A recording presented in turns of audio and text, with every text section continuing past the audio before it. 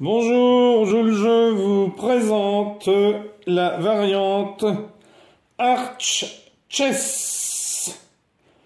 Alors, elle a été inventée par le docteur Francesco Piacenza à la fin du XVIIe siècle et il en parle dans son livre I Camueggiamenti degli Acciacchi, publié à Turin en 1683.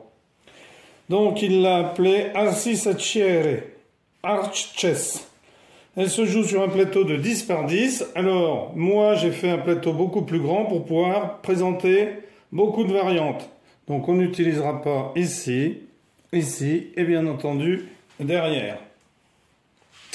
Donc c'est comme si ici il n'y avait rien, je l'avais coupé, mais je ne les coupe pas parce que je les utilise pour d'autres variantes.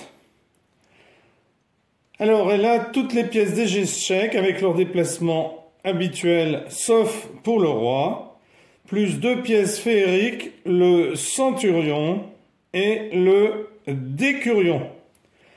Alors, le centurion, ici, il peut se déplacer de 2 cases tout autour. Alors, je vais mettre des pions pour vous montrer où est-ce qu'il peut se déplacer. Donc là, ce sont toutes les cases où il peut se rendre. Parce qu'il peut épouser le mouvement du fou, le mouvement de la tour, le mouvement du cavalier. Donc lui, il peut se rendre dans toutes les cases ici où je vous ai mis un pion rouge. Voilà. Donc voilà, il se déplace comme un cavalier, il se déplace comme un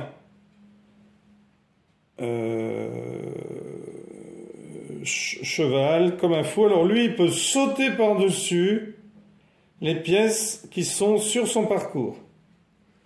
C'est-à-dire, si j'avais un pion blanc ici, par exemple, eh bien, il peut sauter par-dessus pour se mettre ici. Alors, bien entendu, s'il atterrit sur une case où il y a un pion ennemi, eh bien, il le capture.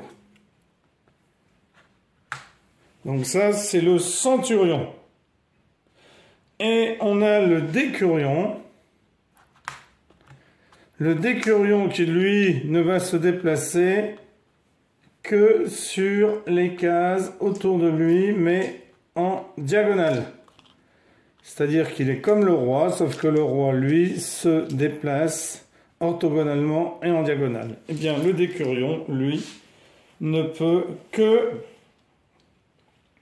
se déplacer comme ceci. Alors, le roi, eh bien, le roi se déplace comme aux échecs. Donc, un roi se déplace comme ceci, tout autour ici. Hein. Voilà les cases où il pourrait se rendre s'il était dans la case ici, voilà. Mais, comme je vous ai dit qu'il ne se déplaçait pas comme un roi aux échecs, eh bien, il peut, pour son premier coup, lorsqu'il joue, son premier coup de jeu, il peut faire le saut du roi, c'est-à-dire un bond de 2 cases en avant, 1, 2 en sautant par-dessus les pièces, j'ai pris la reine, 1, 2, 2 cases en avant ou 2 cases en avant en diagonale. Donc voilà de quoi est capable le roi dans cette variante. Alors le rack est possible, mais il suit des règles un peu différentes compte tenu de la grande taille du plateau. Le roi à gauche passe de A, B, C, D, E, 1. Donc, c'est-à-dire quand il n'y a plus ici ces 3 pièces. Il passe de E1 à B1. Et la tour passe de A1 à C1. Ensuite, de l'autre côté, le roi passe de E1 à H1 et la tour fait juste un pas à côté en I1.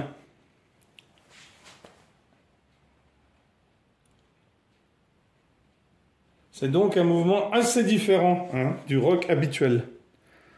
Donc attention à ne pas vous faire avoir. C'est pas le roi, la tour qui passe de l'autre côté du roi. Voilà.